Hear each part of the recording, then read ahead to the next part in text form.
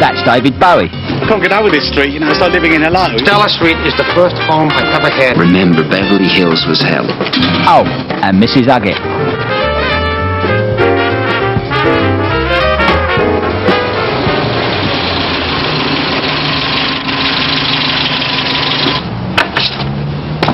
Do you know, the funny thing about working in showbiz is you hardly ever get to work with any of your friends.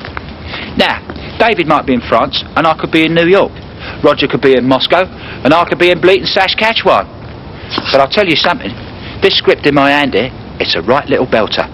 And there's a couple of parts in here which would be ideal for me and Joe. I'm just off there now to show it to him. He's going to love it. Why did you move into Stella Street and why Surbiton? Well, you know, I mean, what kind of a prick fuck question's that? Hiya, Mrs. Uggett, hello. I can't get over this street, you know, it's like living in Hello. You know, we got Jim Hill there, Jackie Nix, Mexi Kane. It's incredible, isn't it? Dean, just shut your mouth and put that there in the front hall. I told the papers about all these young girls that Jack gets in. She told me she was a girl. You're a liar. No, she said she was doing a survey Jack, on you're household full of shit. paints. That's what she told me. She wanted. There happened to be money and offer, and I accepted some of it. All of it, in fact. If you'll forgive me, Joe, it is rather a strange place for a sort of New York hoodlum like yourself to be living in, isn't it, Surbiton? Yeah, hoodlum? You want to know hoodlum? You try that for hoodlum. Yeah, fucking try that. Ow! Yeah, you... Mrs. Huggett, Christ's sake, will you turn that fucking thing off? When I'm on the phone, you turn that off, okay? Driving me fucking crazy. Warren! Here, it's stock taking tomorrow, and you haven't done those lists that I asked you for, have you, Coot? Jack comes into the shop, he gives us some bread, we give him something, he gets out of our life. You don't understand the grocery trade at all, do you? What does Roger Moore buy? Roger comes in for brill cream. We stock it special for him, and he likes a pilchard. What you got to do, you got to draw him in with like special offers. Say, for example, like 10% off this bottle of Savlon, Right, you know. I got it. That'll Okay. tempt them in, right? They come in looking for things that they do want, and they walk out with things that they don't want. All right. That is retailing. A guy gets out of bed in the morning, you know, he's got gear to score, he's got chicks to screw, and he says, before I do anything else, I must go down to a shop, any fucking shop, and buy something I don't fucking need. Is that what you're saying? No, that's not what I'm saying. Oh, hello, Dirk. Turned out nice again. This shop has been opening later and later every single day. Yeah, well, that's Keith's fault, isn't it, see? Because I have to go off to the wholesalers and I leave him to open up. Yeah, and I open up in G. Turn it off! Oh, turn that fucking thing off. Jesus, turn it off. Oh. She came with a goddamn house, and what am I to do when in Rome? You see that bloke there? That's Jimmy Hill, that is. Morning, Jim. Turned out nice again. Oh, yes. Morning. Isn't bad, is it? Of course, there's always a little room for improvement, although, you know, having said that, at the end of the day, if there was a clear azure blue sky without a cloud in it, then obviously you could say there was no room for improvement at all. Do you know, the frontage of his house is 2'8" bigger than anyone else's. Typical, isn't it? Joe's going to love this script. I can't wait to see his face. Hey, Joe, can I come in? Yeah, now, mind where you fuck. Yeah, right? this won't take long, Joe. Now, I think you and me should team up. I've got a great little script here, and I think it's a winner. Mike, if I wanted to work with a piece of wood, an extra fucking tree out there which you want to chop down every 3 weeks ago, I ordered, money in advance, I might add, a copy of The Field, of Country Life, and The Lady. Instead, I get this on my doorstep. Mojo. Oh, I've never done a paper round before. It's the distributors. The what, you filthy beast? It's the distributors. Well, what about my Lemsip? Did you at least remember that? I'll phone them, Dirk. Where's our Lemsip? I said, where's our Lemsip? We want our Lemsip, and we want it now. That told him. And this baby elephant pulls him out. Now, after he's pulled him out, this man realises that the baby elephant can understand certain words that he says. Yeah, you're a fucking waste of space. No, what happens then is, they meet this tree surgeon, okay? Fucking cares about a fucking elephant. Listen to me, Joe, they meet this tree surgeon. You need a fucking tree surgeon. Get all that fucking sap out of your head. Get the fuck out of here. One thing about this business is, you don't want to put all your bets on one horse. Because 9 times out of 10, the second horse comes first. This is where my second horse lives. Al Pacino. You might remember him from The Godfather, Serpico, Bobby Deerfield. Around the wagon walk. The wagon rascal requires $2,000 into the definitely. Come in. You're not too busy, are you? Busy? Paul, you want to see busy? I got a problem here. How in the name of God you come together and IKEA your bed? You know, Bloody hell. I mean, look at all these instructions. I mean, they're all in Swedish, you know. Hurdy-gurdy, wordy-burdy. You put the A peg into the B hole. I mean, it's worse than fucking algebra. You know, I think I'll sleep in a hammock, you know.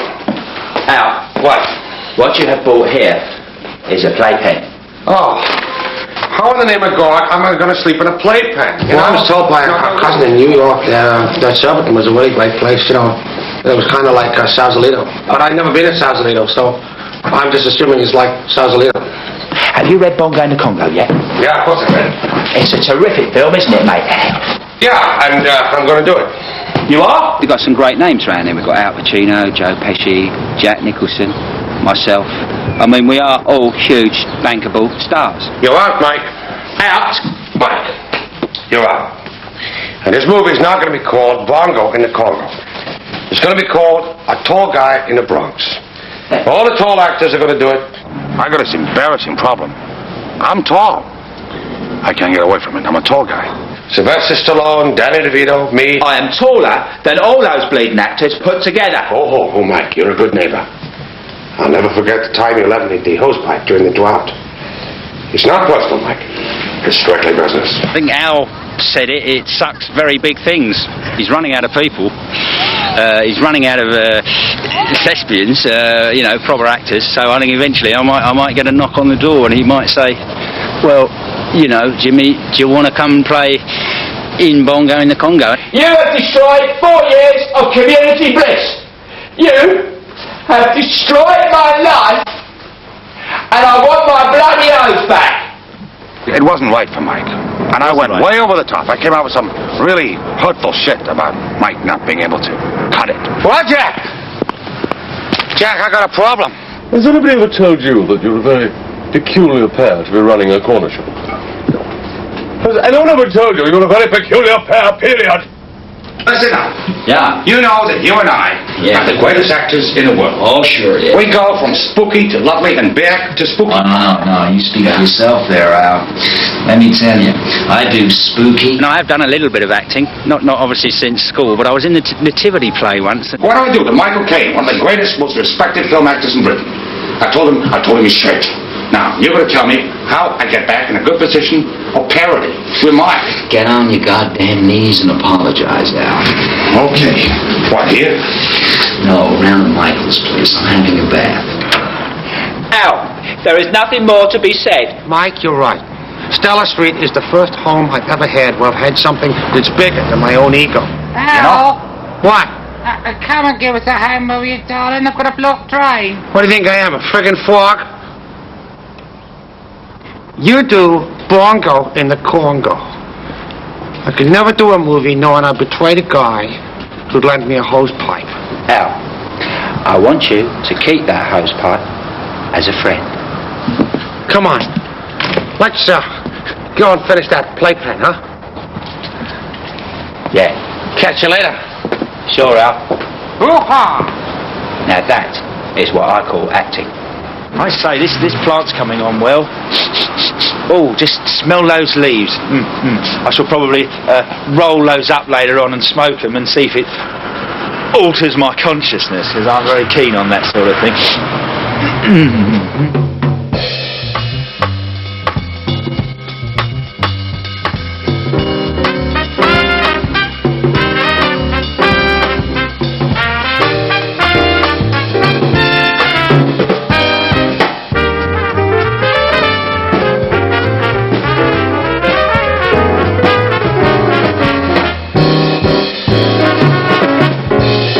Dear Joe, we are coming to stay with you for a whole month. With love, Mama.